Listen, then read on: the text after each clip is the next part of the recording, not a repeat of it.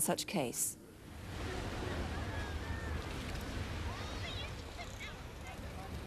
The Sussex coast has many small holiday resorts.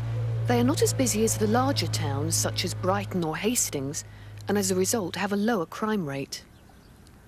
But since the end of February, there have been a series of sex attacks here in Littlehampton, and the police believe they've been committed by just one man. Leading the hunt for the attacker is Detective Inspector John Ryder, who initially thought that the first attack on a 21-year-old woman was an isolated incident. The attack happened on a busy road known as Clun Road. This leads to a large council estate in Littlehampton known as the Wick Estate. The attack happened at around midnight on Tuesday the 28th of February.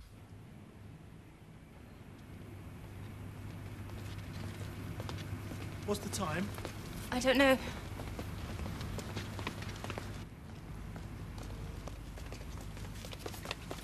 He committed a violent sexual assault on her.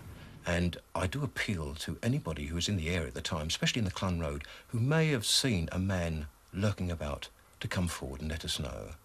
At one stage during the attack, he placed his hand over her eyes to conceal his identity, obviously. This is the village of Rustington, on the outskirts of Littlehampton, and just a couple of miles from the scene of the first attack. See you later. Bye. Bye. It's Saturday the 25th of March, just before 10 o'clock, and a young girl is dropped off by her boyfriend to catch the Worthing bus.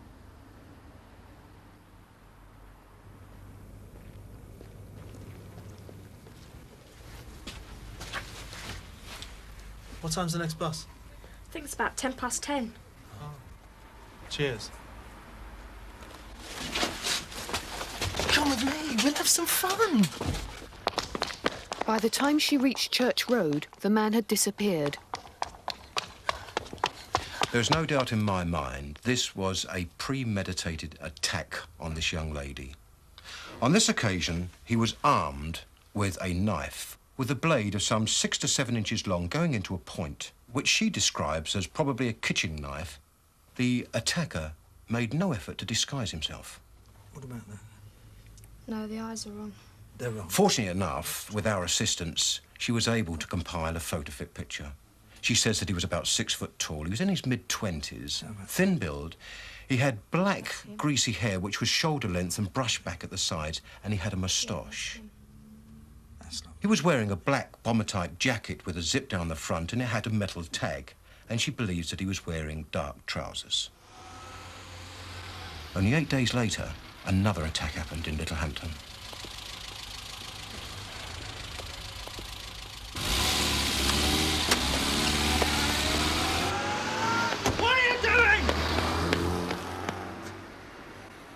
The victim of the attack that took place here at the bus shelter compiled this photo fit of her attacker. The girl in the car made this one. The similarity is remarkable. As a result of local publicity, a journalist came forward and we ascertained that just 20 minutes before the incident, she drove past the scene.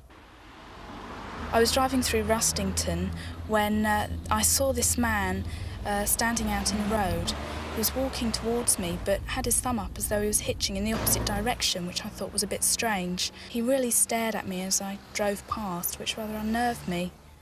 The last 2 attacks had been in Rustington. Inspector Ryder decided to set up a surveillance operation there in the hope of catching the attacker. Right, there's going to be 2 observation points and 2 standby units. DC Shakespeare, observation point 1. Yes. Right, WPC Pi, you will be the decoy. You'll be in the bus shelter. At all times, she would be in sight and radio contact with fellow detectives. We'll have eye contact with you. Charlie 39, you receiving over? Yes, yes. Are you in situ over? Yes, yes. What's the eyeball view of the decoy over? Clear, unobstructed, no problems, over. Yeah, much obliged. Operation commencing. 39 to 30. Male, white, 6 foot approaching. Might be worth a look, over. Yeah, received 39. Keep close eyeball contact. Don't lose sight of the decoy, over. On this occasion, it was an innocent passerby. But on Wednesday the 3rd of May, the attacker struck again. It was 1 o'clock in the morning in Peregrine Road in Littlehampton. Fortunately, like the other women he'd attacked, she too managed to get away.